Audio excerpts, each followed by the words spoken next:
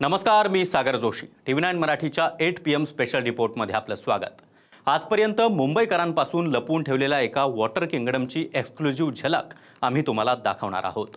सारं काही एका छताखाली हे ध्येय ठेवून बनलेलं वरळीतलं भूमिगत मेट्रो स्टेशन किती बहुपयोगी आहे हे खऱ्या अर्थानं आज जगाला माहिती झालं।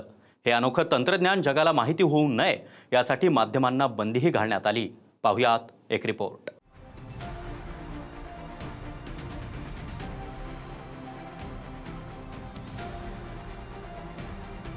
मेट्रोचं दार उघडताच घामानं वैतागलेल्या मुंबईकरांवर गारेगार पाण्याचा फवारा।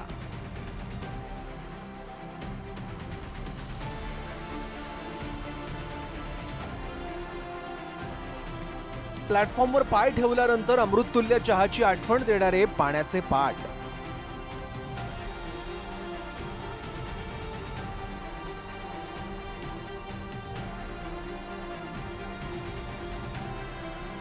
छतावरून आलिशान टॉवर मधल्या शॉवर प्रमाणे येणाऱ्या जलधारा।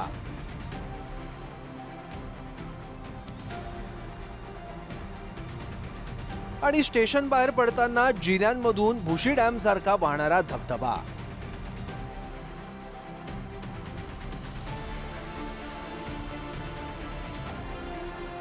इतका ऑल इन वन विकास वरळीच्या भूमिगत मेट्रो स्टेशन मध्ये झालाय।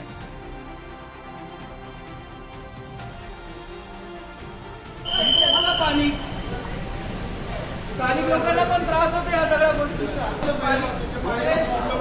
7 ते 10 मीटर खोदल्यानंतर पाणी लागतो।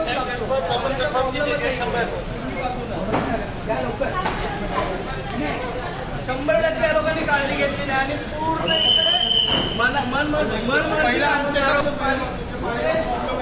7 ते 10 मीटर खोदल्यानंतर पाणी लागतो। स्टेशन प्रमाणेच त्याची टेक्नॉलॉजी देखील भूमिगत अर्थात जगाला न सांगता विकसित झाली होती। म्हणून हे तंत्रज्ञान आपलं सरकार काही वर्षांनी जाहीर करणार होतं। मात्र वरळी मेट्रोचं उद्घाटन 10 मेला झालं आणि अवघ्या 16 दिवसातच जगाला लपवून डेव्हलप केलेल्या या भूमिगत मेट्रो स्टेशनची टेक्नॉलॉजी लीक झाली।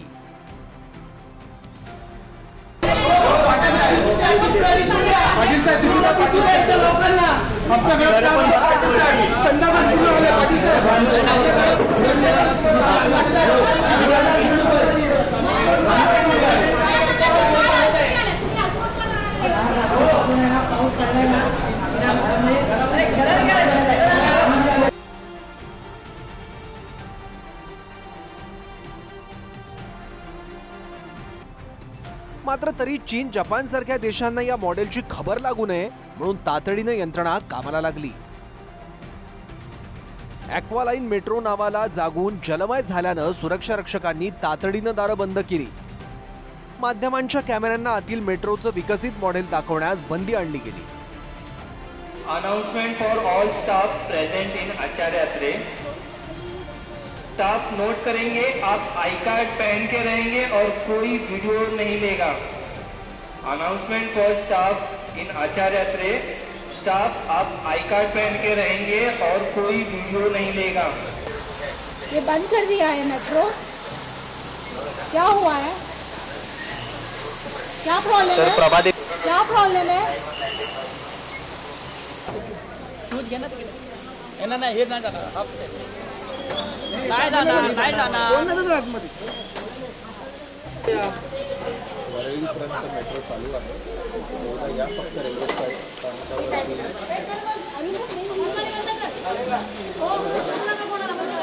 की सध्या ही भूमिगत मेट्रोची सर्व्हिस जी आहे ती पुढील सूचनेपर्यंत बंद करण्याचा निर्णय घेण्यात आलेला आहे। आणि आपण पाहतोय की बाहेर जे प्रत्येक प्रवासी जाण्याचं जे ठिकाण आहे, जे रस्ते आहेत ते पूर्णतः शटर उघडून बंद करण्यात आलेले आहेत। आणि आतमध्ये जी काय दयनीय अवस्था समोर येते आहे किंवा जे काही पाहायला मिळाले त्यानंतर मेट्रोनं आपली सर्व्हिस जी आहे ती ॲक्वालाइनची बंद करण्यात आलेली आहे। मेट्रोचा मोठा गाजावाजा करून जो काही करोडो रुपये खर्च करून जे हे उद्घाटन करण्यात आलेलं होतं आणि त्यानंतर काही दिवस सेवेत असणाऱ्या मेट्रोमध्ये पहिल्याच पावसामध्ये या मेट्रोच्या अवस्थेची जी दयनीय अवस्था आहे ती मुंबईकरांना पाहायला मिळाली। अगदी प्लॅटफॉर्मवरती सुद्धा मोठ्या प्रमाणामध्ये पाणी साचलेलं होतं।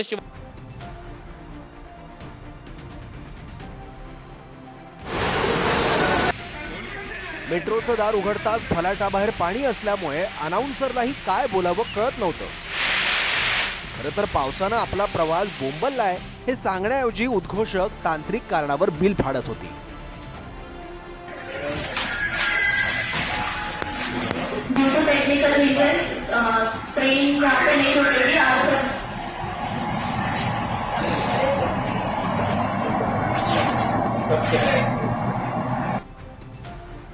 हेच तंत्रज्ञान वरळीच्या पुढच्या मेट्रो स्टेशनमध्येही वापरलंय का याच्या पडताळणीसाठी आम्ही पुढच्या स्टेशनला पोहोचलो।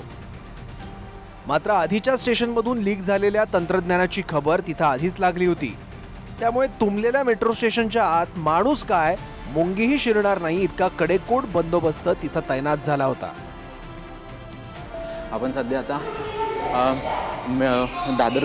दादर मेट्रो स्थानकावरती आहे आणि या ठिकाणी MSF जे काही कर्मचारी आहेत त्या कर्मचाऱ्यांकडून खरं तर या ठिकाणी मज्जाव केला जातोय। कारण प्लीज कॅमेरा बंद करायला परमिशन घेऊन या, आम्ही देतो परमिशन। DCC वरनं परमिशन घेऊन या, आम्ही देतो। सॉरी 10 मेला तुमच्या आमच्या करातून घेतलेल्या कोट्यावधींचा खर्च करून या मेट्रो स्टेशनचं उद्घाटन झालं आणि अवघ्या 16 दिवसात झालेल्या या अंडरग्राऊंड मेट्रोचे हाल बघा।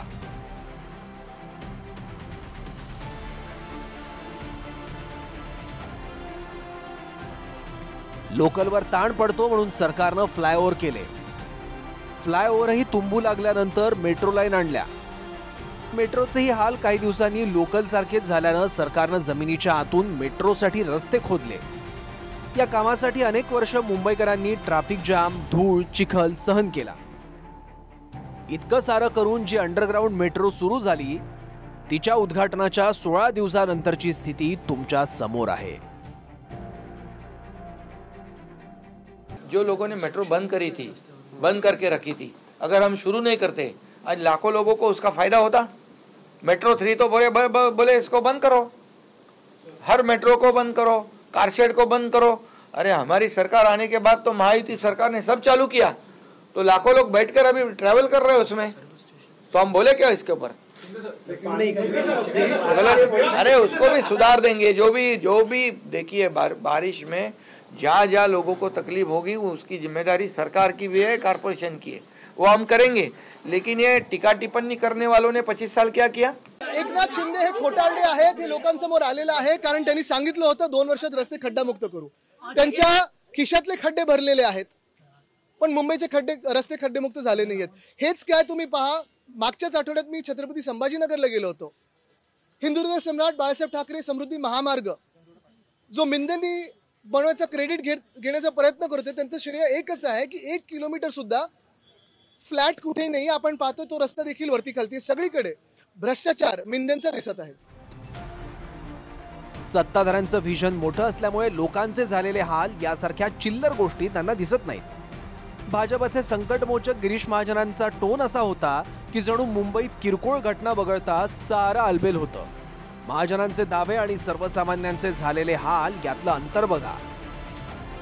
मुंबई में तो बहुत ज्यादा बारिश हो, प्री मानसून में ये हुई है, लेकिन यातायात ठीक से शुरू है। करीब 1 घंटे से ट्रेन कैंसिल है, जो कि हम लोग को ऑफिस में मैं वासिल से कुर्ला जा रहा था।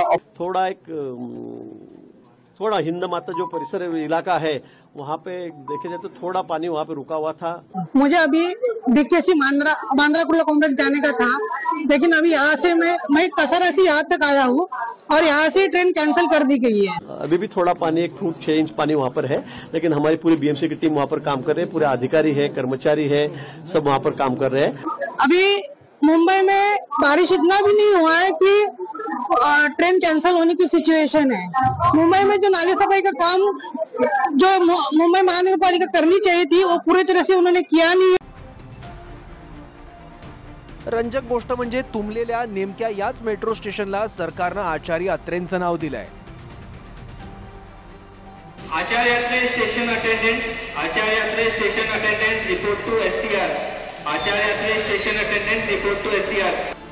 ज्यांनी पत्रकारितेत सत्ताधारी असोत वा विरोधक कोणाचेही कान पिळताना हळगळ केली नाही, त्यांच्याच नावानं बनलेल्या स्टेशनची पोलखोल होऊ नये म्हणून माध्यमांना रोखण्यात आलं। इमारती पडून, रस्ते खचून, पाण्यात बुडून मृत्यू होणं हे मुंबईकरांसाठी नवीन नाही। मात्र यंत्रणेनं किमान स्टेशनला दिलेल्या आचार्य अत्रेंच्या नावाला तरी जागायला हवं होतं। तुर्तास भूमिगत मेट्रोत वॉटर किंगडमची अनुभूती दिल्याबद्दल यंत्रणेचे मानावे तितके आभार थोडेच आहेत. कृष्णा सोनारवाडकरसह निवृत्ती बाबर, TV9 मराठी, मुंबई.